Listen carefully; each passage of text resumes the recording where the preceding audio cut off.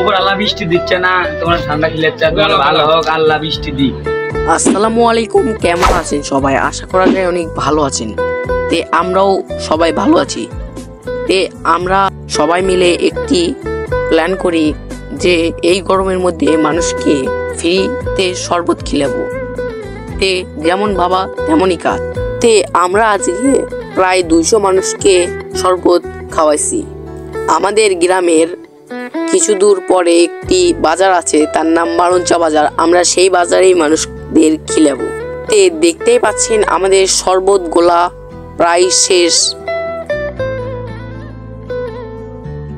তে আজকের ভিডিওতে আর ইন্ট্রো দিলাম না।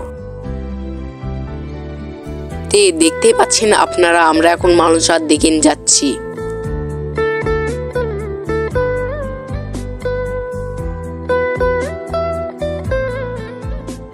আলহামদুলিল্লাহ, বেঁচে থাকো, করে কিনে খাও।